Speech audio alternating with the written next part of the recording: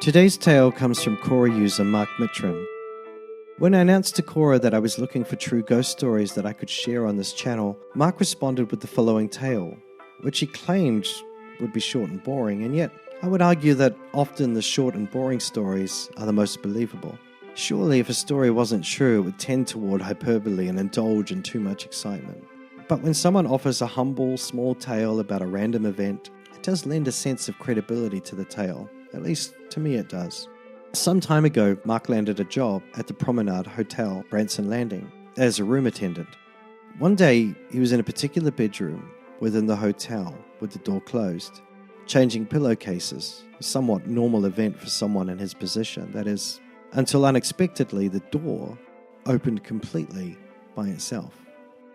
At that moment, Mark didn't think too much of the occurrence, that is, until the door then closed completely, again by no obvious force except the invisible. A door opening and closing completely by itself, while alone in a hotel room, would be enough cause for a raised eyebrow or two, but not content with the small show of supernatural behavior, the entity responsible began to continuously open and shut the door over and over again, probably a dozen times or so before stopping. Mark just stood there, watching this happen. I have no idea what must have gone through his mind at the display of a door relentlessly opening and closing by itself as he stood there, probably still clutching the pillow he was changing, yet by his account, he wasn't afraid, but rather mildly entertained. It would seem that the mundane nature of his job made this event the most excitement he had seen for some time, so he welcomed it. Apparently, in Mark's case at least, the only thing worse than being spooked by a ghost is boredom.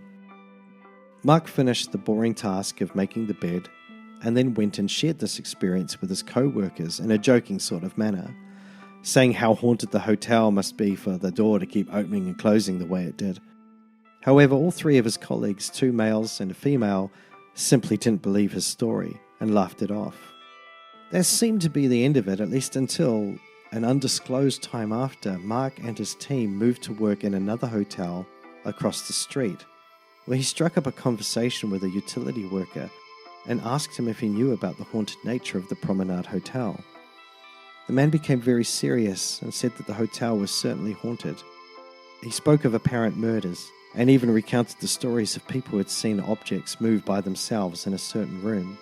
Whether it was the room Mark had witnessed the doors opening and closing by themselves remains to be seen. I cannot say for sure that the utility worker's claims of murder are true. No hotel or establishment wants a history like that hanging over their good reputation, so I trust that they understand, should they watch this, that I'm just telling it the way it was told me. But what about you? Have you stayed at the Promenade and had a similar experience?